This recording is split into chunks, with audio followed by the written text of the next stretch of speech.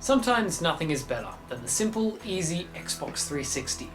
Whether you're high as a kite or drunk as a skunk, the 360 seems to always have your back.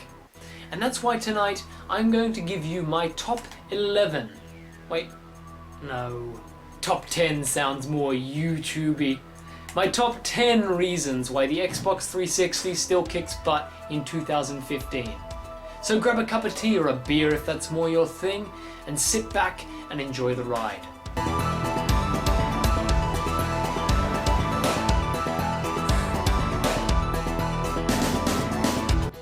Number 10 is the controller. When Sony designed DualShock 4, guess who they looked to for inspiration? They looked to one of the best controllers ever made. The 360 controller set the benchmark for excellent controllers. You could classify the entire history of controllers into two categories: before the 360 controller and after the 360 controller. Everything made afterwards has its DNA. Your fingers rest on the triggers and a primal urge to push the trigger all the way in constantly tickles your mind. You are a cowboy with itchy trigger fingers. The buttons are tactile but don't demand to be pressed. When you are with this controller and on screen an enemy shoots with lethal intention, suddenly the world disappears. It's symbiosis, just you and the enemy. The television and in the environment, all of it fades into oblivion. There is a great saying that represents my feelings for this controller. Good design is obvious, while great design is transparent. And what that means is that the great designs are so ergonomic you can forget you're even operating a game console, and it becomes like riding a bike. You are the race car driver, the Master Chief, or the man stuck in a waterlogged city, harvesting little girls to survive. Simply put, you can hate on the 360 all you want, but you can't argue with the fact that this controller is designed by the pencil of God himself. Number 9 is a small one, but it really matters to people like me.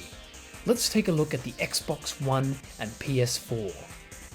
The creme de la crop of current product gaming culture. Do you see a component output, or even an RCA one? I know we live in the HDMI era, but how fucked would you be if you had to take your PS4 to a friend's house and his TV is ancient? You'd be screwed! The 360's got HDMI for the new age kids with fancy TVs, but it's also got component and composite, so if you end up somewhere where the TV isn't the latest and greatest, you're not without your Halo, Bioshock or Diablo. Everyone has a few movies lying around. You know, those .mp4 or .avi ones that dodgy friend gave you on a hard drive years ago. This is where your 360 comes in. It's a really decent media player. It'll play anything HD without a second of slowdown, and the quality is close to Blu-ray. And the Netflix, YouTube and Crackle apps on 360 are really solid, and all of them run in HD. And let me tell you, my favorite way in the whole world to watch a Psycho video is in front of my TV, sipping tea. Simply put, whatever you want to watch, and however you want to watch it, the Xbox 360 will almost always be able to help. Number 7 is price. The Xbox 360 and games are all just dirt cheap. Buying into the Xbox 360 universe is so financially easy.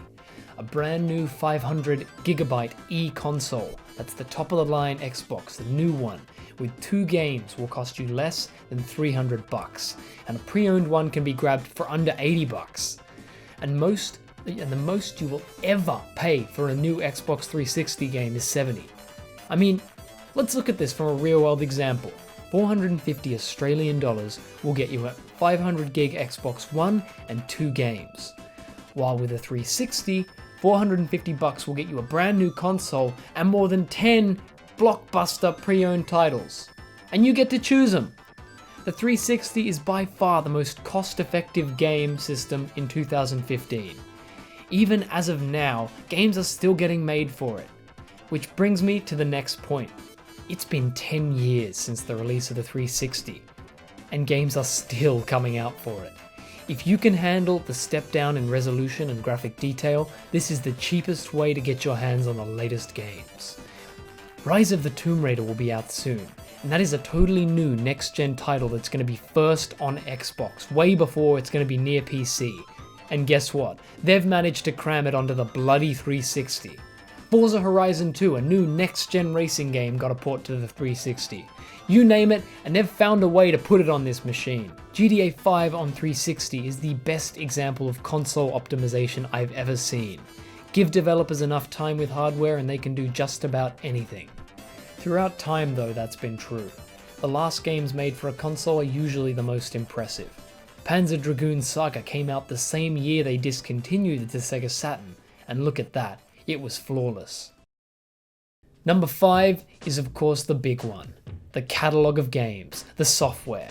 The 360 came out in 2005, so let me ask you a question. How many good games have been made since 2005? Quite a few is the answer, and quite a few of those got 360 ports. So if all your friends are blabbing on about Fallout 3 but you missed it, you can pick it up on 360 for like $10. BioShock is one of my favourite games of all time. In fact, my Year 12 drama monologue was Andrew Ryan's speech. And it blows my mind how many seasoned gamers don't know the significance of the words, "would you kindly?" And there is no excuse. I mean, the PC port of BioShock is slightly dodgy, but guess what?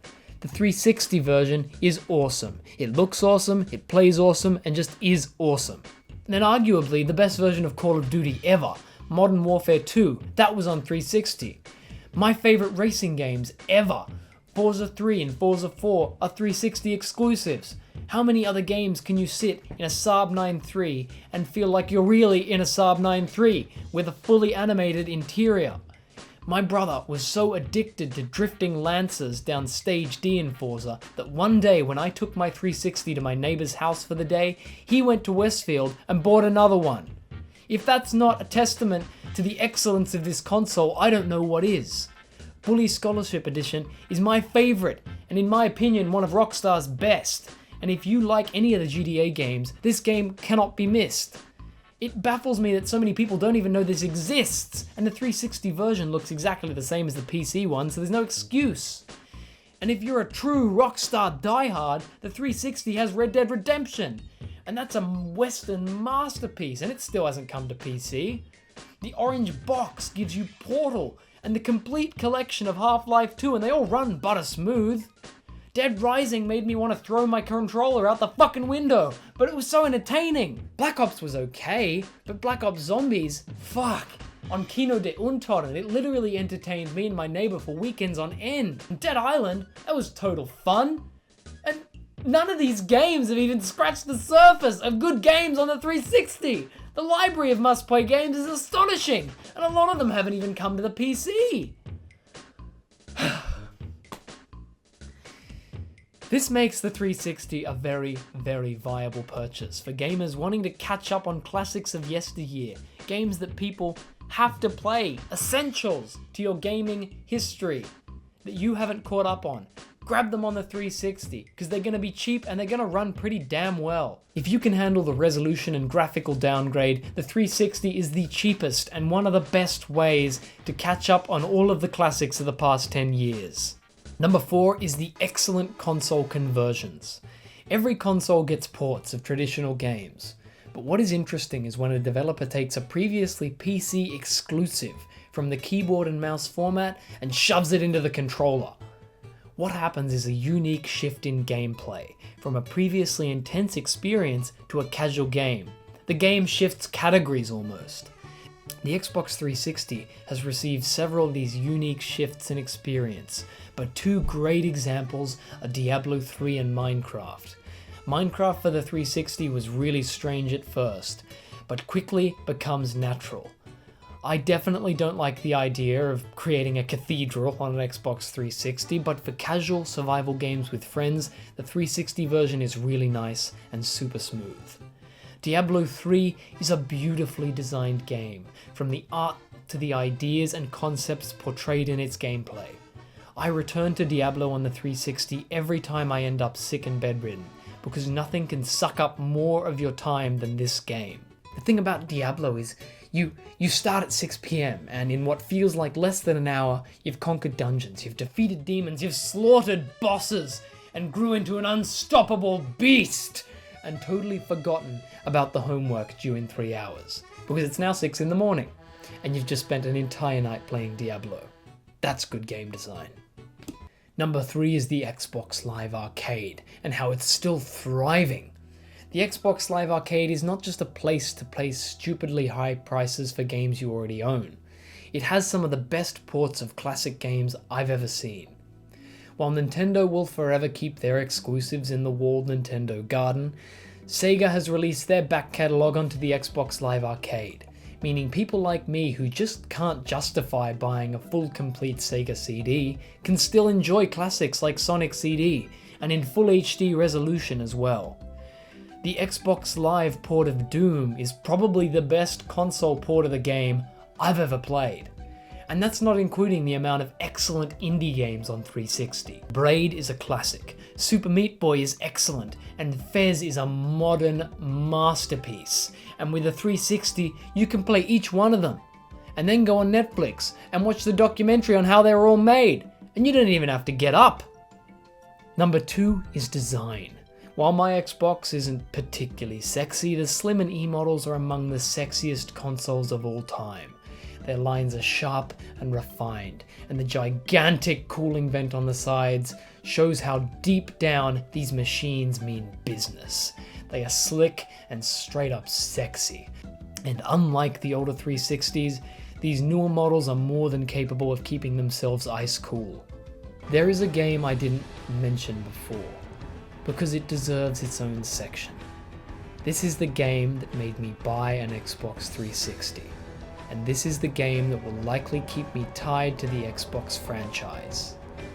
The number one reason to buy an Xbox 360 in 2015, with a bullet, is Halo 3. I could talk all day about how this game has a great story, awesome music, tight controls, excellent level design, or satisfying weapons, but it would only scratch the surface of the masterpiece that is Halo 3. It's better I just show you. Thanks again for watching, and make sure to let me know if you want to see more Xbox content here on Greenham. Good night.